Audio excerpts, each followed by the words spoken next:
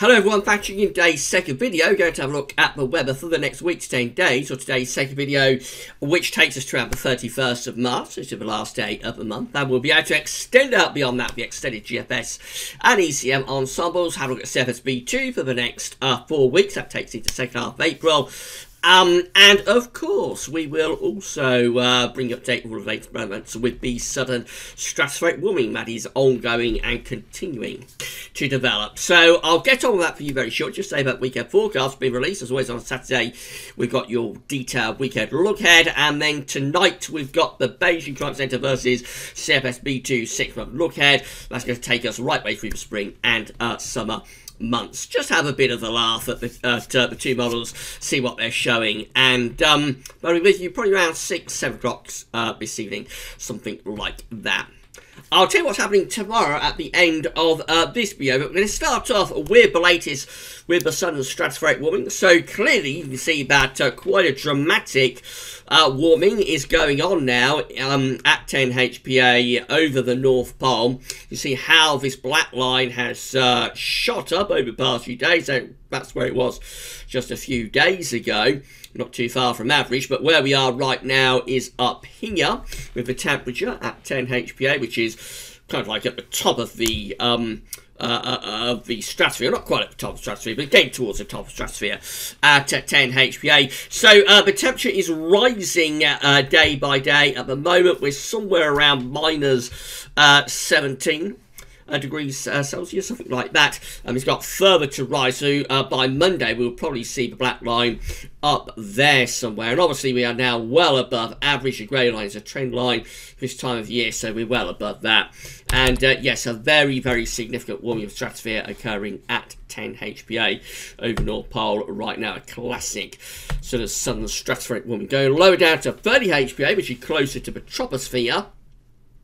Their warming is taking place, but we're still a bit colder than average, actually. So you see the black line not moving up anywhere near as much at the moment as at 30 HPA as it is at 10 HPA. Still under the grey line, actually still under trend for this time of the year. That's going to move up a bit more, but certainly the warming at 30 HPA, which of course, as I say, is closer to the troposphere, the warming at 30 HPA is going to be a lot more limited compared to the very dramatic warming that is taking place right now at 10 HPA. So this is how things are looking at the moment with the temperature at 10 HPA. So yes, we now have the orange colours infiltrating into the North Pole, into the top of the Arctic itself. This is from MeteoSeal, by the way, based on the latest GFS run. So yes, very significant warming currently going on. As we run through, we see that's going to strengthen further through tomorrow. There's the red colours appearing. This is the peak of this sudden stratospheric warming from Sunday through to Monday. That's a very, very intense warming of the stratosphere. Then on the temperature scale just here, I think that will get us pretty much to the top of the scale. It will get us up to there somewhere, I would have thought, during Monday. So yes, very, very, very significant warming of the stratosphere taking place. We can't maintain those temperatures very long, and they begin to fall back as we go through into the middle part of next week. But even so, reasonably warm stratospheric temperature continuing right way up towards month's end. The ECM is also showing this. So again, this is from the University of Berlin. This is for this is going to be from Monday, 23rd of March. We have the North Pole itself highlighted here, quite helpfully, from the University of Berlin. That's where I got this black X just there. And just you can see that the red colours are over the top of the Arctic and into the North Pole on the temperature scale, going at somewhere like minus 15, minus 10, or even minus 5. Very, very significant warming of stratosphere occurring during the rest of this weekend and into the early part of next week. Moving low down to 30 HPA, the peak of the warming at 30 HPA is on Tuesday, 24th of March, and it's just a little bit away from the North Pole itself, actually, just a little bit over towards here, over towards the Russian side. That is quite a significant warming of the stratosphere 30 HPA as well, but not maintained very long. And by the time you get through to 192 hours out, for example, which is 28th of March, actually by then the temperature just looks generally quite cold again. So a limited warming of the stratosphere at 30 HPA, a very significant warming of the stratosphere at 10 HPA. This sudden stratospheric warming is enough to send solar winds into reverse at 1 HPA. You can see we do get a reversal. We have, in fact, even now, already got a reversal of solar winds at 1 HPA, but that's right at the very, very top of the stratosphere, as far as you can go, really. That doesn't impact the weather, because that's too far up. It's too far away from the troposphere to have any direct impacts on blocking or on the weather. So it's always 10 and 30 HPA we're looking at. We don't get a reversal of solar winds at 10 HPA. We do get a reduction, though. That's where it was a few days ago, that blue line just there, quite a strong solar wind. That's where we're going to be when we get to the lowest point of this sudden stratospheric warming. So just shy, really, of the reversal of solar winds, just short of it. 30 HPA, actually not that much difference, really. Very little impact in terms of solar winds at 30 HPA.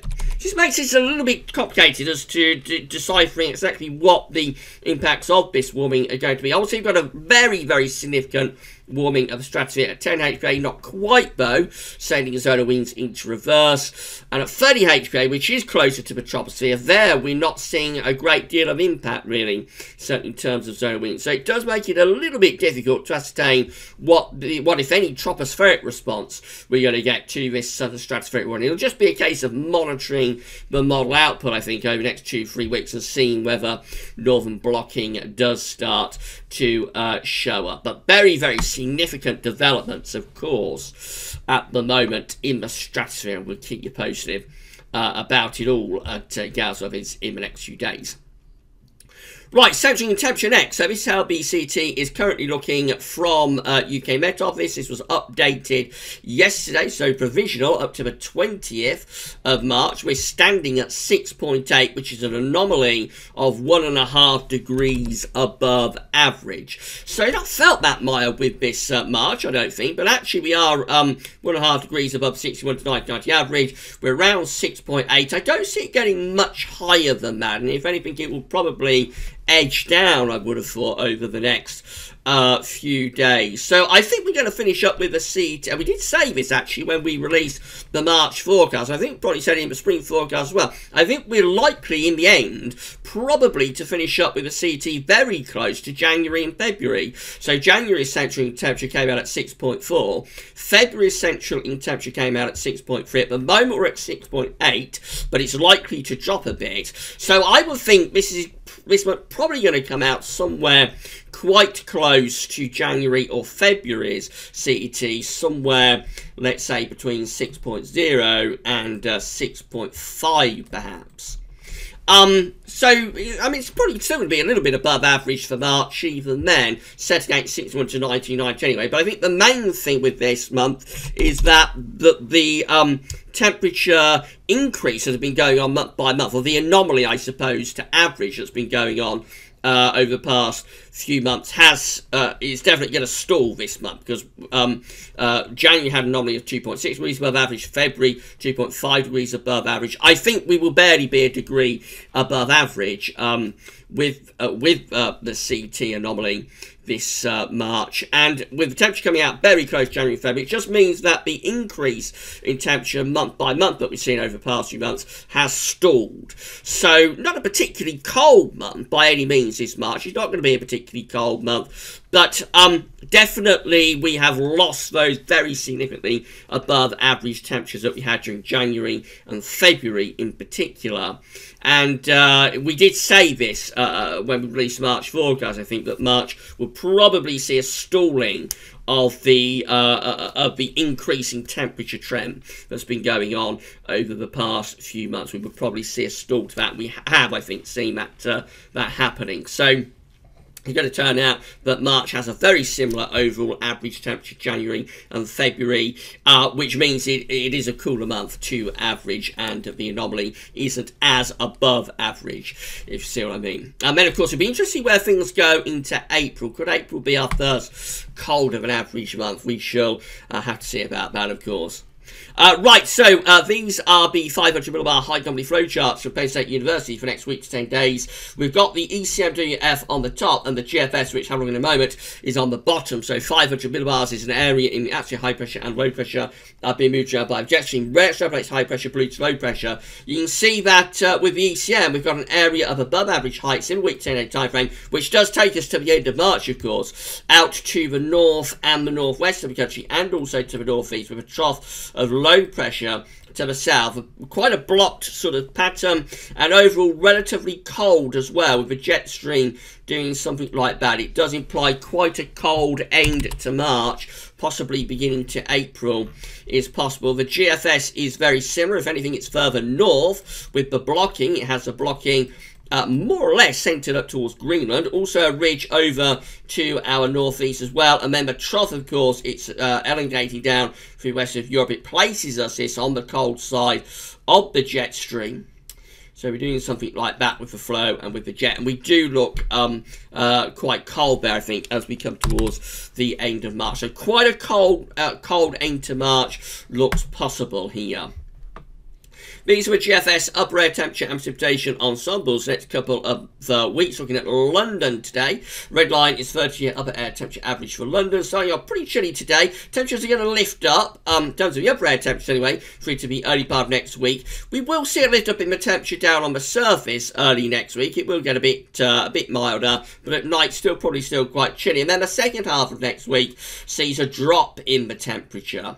Becomes colder again through the second half of next week. And then what happens after that into the closing days of March or the first week of April? There is a lot of uncertainty there. We have these ensemble members just here that are actually really quite cold for the end of March and the beginning of April. These ones up here are quite a bit milder. I think the GFS ensembles at the moment are trending rather colder though, actually, as we go through to the end of March and the beginning of April. We do have some notably cold outliers for the time of year. These are very, very impressive, these ensemble members just here. And you wouldn't necessarily say they're outliers either, because there are quite a few of them. There's just the colder end of the range, I suppose. But they're quite impressive. They're taking the upper air temperature down to -10 at 850 HPA, which is impressively cold for the early part of April. So it may be quite a cold end to March and beginning to April.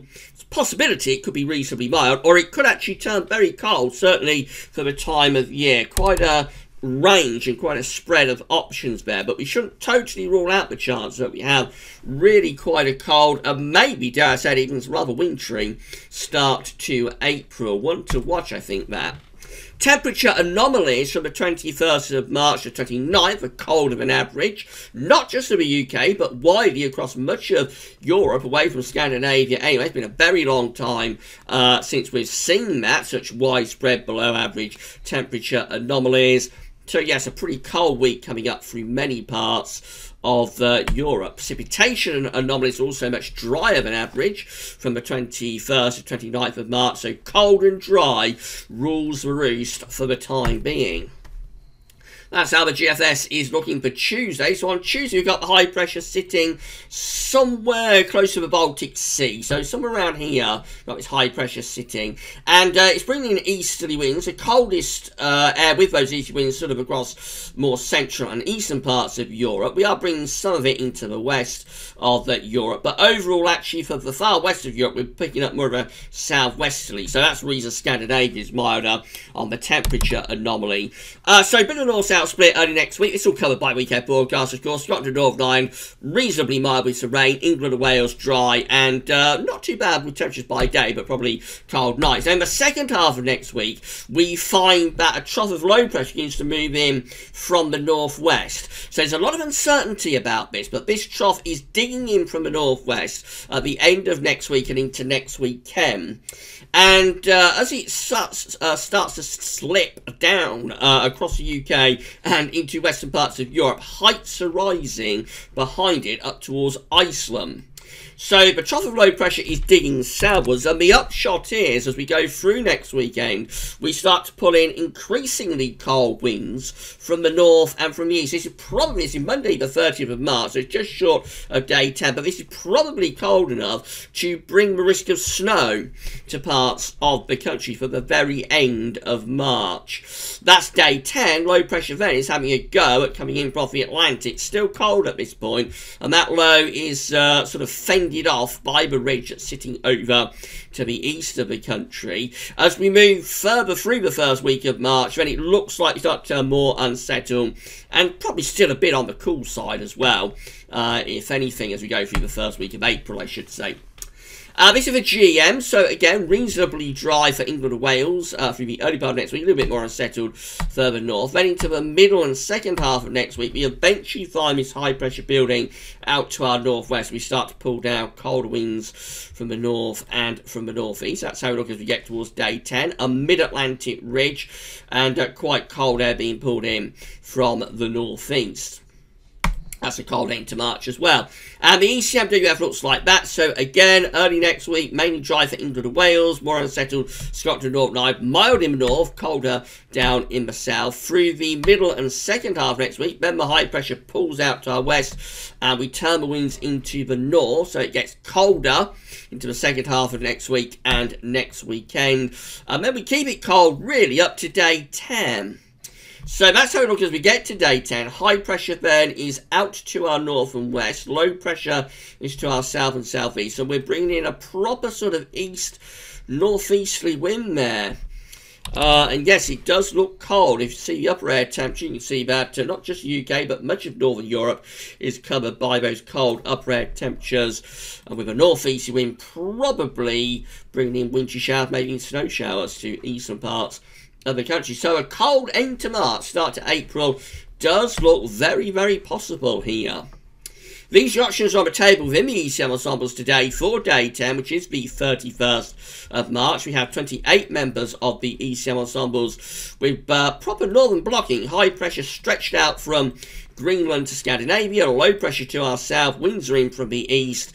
Obviously, that's going to be quite a cold scenario. And then 23 members of the ECM ensembles have high pressure sort of to the northwest, and we're bringing in northeasterly winds here as well. This does include the ECM control and operational run. The operational run is a run we've just been talking about. Only very slight differences between the two options, I have to say, and overall both options look pretty cold to me for the end of March. So we have got good confidence here within the ECM ensembles that March ends on quite a cold note. And in 2 weeks' time, these options that we've got this for the 5th of April, we then have 28 members of the ECM ensembles with low pressure to our west, high pressure, a very weak area of high pressure, sort of to our northeast still, but probably starting to bring milder air back in from the Atlantic, and probably we're going to see low pressure begin to come in from the west as well with those. So becoming milder, but more unsettled, I would have thought, there through the first week of March. April, I should say. 23 members of the ECM ensembles with low pressure to our east, high pressure, very weak area of high pressure up towards Iceland.